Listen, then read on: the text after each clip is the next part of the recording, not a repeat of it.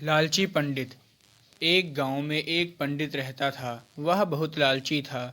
जो कोई व्यक्ति उसे हवन पूजा पाठ के लिए अपने घर बुलाता तो वह पंडित उनसे काफ़ी दक्षिणा मांगता और दक्षिणा मिलने के बाद उनके घर के पूजा की सारी मिठाइयाँ, फल आदि चीज़ें भी साथ ले जाता।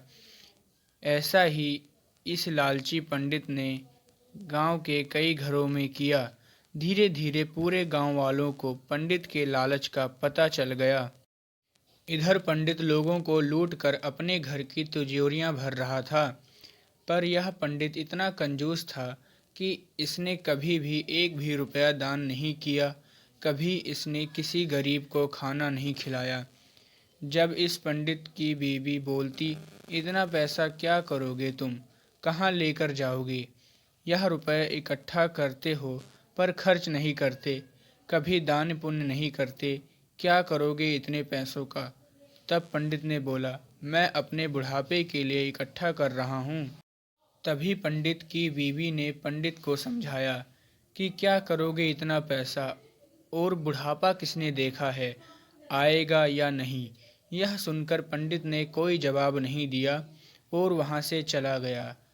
कई दिन बीत गए। एक रोज एक व्यक्ति घूमता फिरता उस पंडित के घर आया और बोला, पंडित जी, मुझे अपने घर में हवन करवाना है।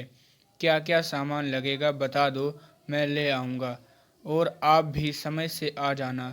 पंडित ने जब हवन सामग्री की पर्ची बनवाई तो उसमें ज़रूरत से ज़्यादा सामान लिखवा दिया। जैसे 1 किलो घी का काम था तो 2 किलो घी लिखवाया। 2 किलो नारियल का काम था, 3 किलो लिखवाया। ऐसे ही सारा सामान ज़रूरत से ज़्यादा लिखवा लिया। फिर वह व्यक्ति पंडित से विदा लेकर सामान लेने चला गया और पंडित को बोल गया समय से आने के लिए। इधर पंडित खुश हो गया कि आज एक और बकरा फंसा। पंडित समय से पहले उस व्यक्ति के घर पहुंच गया। पंडित ने पूजा पाठ विधि विधान से करवा दिया। उसके बाद जब दक्षिणा की बारी आई तो पंडित ने ज़्यादा दक्षिणा की मांग की। वह व्यक्ति निर्धन था। उसने कहा, पंडित जी, बड़ी मुश्किल से मैंने पूजा के सामान के लिए पैसे जुटा पाया था और अब मेरे पास थोड़े से ही पैसे आपके दक्षिणा देने के लिए हैं। पंडित ने कहा, नहीं, मैं नहीं जानता। अगर दक्षिणा पूरी नहीं है तो यह बचा सामान भी दक्षिणा के साथ दो। उस व्यक्ति के पास कोई और चारा नहीं था। उसे पंडित को सामान देना पड़ा। यह दक्षिणा से भी ज़्यादा महंगा सौदा हो गया। पर पंडित खुश था कि आज अच्छी कमाई हो गई। घर आकर पंडित ने राहत की सांस ली। पंडित थका हुआ था, सो गया। कुछ देर बाद पंडित के सपने में यमराज आए और पंडित को अपने साथ ले गए। पंडित ने कहा, आप कौन हो और यह मैं कहाँ आ गया हूँ?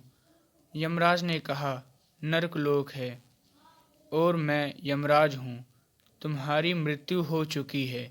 पंडित ने कहा, क्या? पर मैं तो अभी हवन करवा कर घर आया था और सो गया। फिर यह अचानक मेरी मृत्यु कैसे हो सकती है? यमराज ने कहा, तुम्हारी अकाल मृत्यु हुई है। तुम अब मर चुके हो और यह नरकलोक है जहाँ तुम्हें तुम्हारे कर्मों की सज़ा मिलेगी। तुम भगवान के नाम पर लोगों को पूरी जिंदगी लूटते आए हो और खुद कभी किसी को दान नहीं देते, किसी की मदद नहीं करते। आज तुम्हें मैं गर्म सलाखों की भट्टी में डाल दूंगा। जैसे ही यमराज के दूतों ने पंडित को सलाखों की भट्टी में डालने के लिए पंडित को उठाया, डर के कारण पंडित की आंख खुल गई और सपना टूट गया।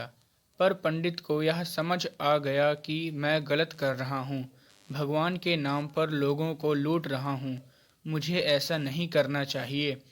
उस दिन के बाद से पंडित पूरी श्रद्धा से हवन पूजा पाठ करवाता और बिना मांगे जो दक्षिणा मिलती उसे स्वीकार कर उसी में खुश रहता, और जो पैसे जमा किए थे उन पैसों से वह हर सोमवार भूखों को खाना खिलाता। अब पंडित के अंदर से लालच खत्म हो चुका था।